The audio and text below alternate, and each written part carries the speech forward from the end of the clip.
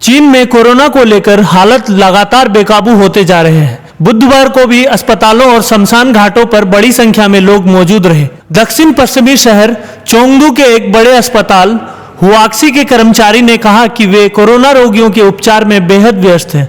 अस्पताल के बाहर एक एम्बुलेंस चालक ने कहा, मैं 30 साल से यहाँ काम कर रहा हूँ, इतने वर्ष में ऐसी तबाही कभी नहीं देखी। मंगलवार को शाम अस्पताल के आपातकालीन विभाग और पास के फीवर क्लिनिक के अंदर और बाहर लंबी कतारें लगी रहीं। एम्बुलेंस में आने वालों में से अधिकांश को सांस लेने में मदद के लिए ऑक्सीजन दी गई। चोंगदू के सबसे बड़े डियांगजियो फ्यूनरल होम के आसपास के कार पार्क भरे पड़े हुए हैं।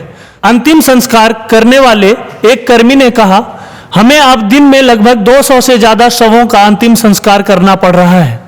हम इतने व्यस्त हैं कि हमारे पास खाने के लिए भी समय नहीं है।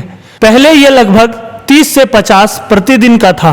कोरोना के विस्फोटक हालात के बीच चीन ने पासपोर्ट और वीजा फिर से जारी करने का निर्णय लिया है। इस फैसले के चलते अगले माह शुरू होने वाले चीन के नववर्ष की छुट्टियों को देखते हुए बड़ी संख्या में पर्यटकों के विदेश जाने की संभावना जताई जा रही है।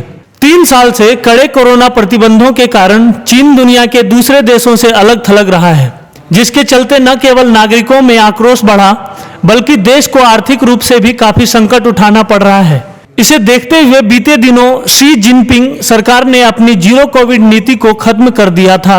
आर्थिक संकट को दूर करने और लोगों के आक्रोश को थामने की दिशा में आगे बढ़ते हुए अब पासपोर्ट और वीजा को फिर से जारी करने की बात कही है। चीन के राष्ट्रीय आव्रजन प्रशासन ने कहा कि वह विदेश जाने वाले पर्यटकों के पासपोर्ट के लिए 8 जनवरी से आवेदन लेना शुरू कर देगा। 22 जनवरी से चीन के नववर्ष की छुट्टियां शुरू हो रही हैं। ऐसे में संभावना जताई जा रही है कि एशिया और यूरोप के देशों में चीनी पर्यटक बड़ी संख्या में पहुंच सकते हैं। इससे दूसरे देशों में भी कोरोना के तेज प्रसार की आशंका जताई जा रही है। चीन में विशेषज्ञों ने 2023 के अंत तक इससे 10 से 20 लाख लोगों की मौत की आशंका जताई है। चीन के अलावा अमेरिका, जापान, दक्षिण कोरिया में भी कोरोना के मामले बढ़ रहे हैं। भारत सहित कई देशों ने एहतियाती कदम उठाने शुरू कर दिए हैं। इसी कड़ी में भारत, जापान, दक्षिण कोरिया और ताइवान ने चीन से आने वाले के लिए कोरोना जांच अनिवार्य कर सकते हैं। वहीं इटली ने चीन से आने वाले की कोरोना जांच को अनिवार्य कर दिया है। Bureau report, new India headlines.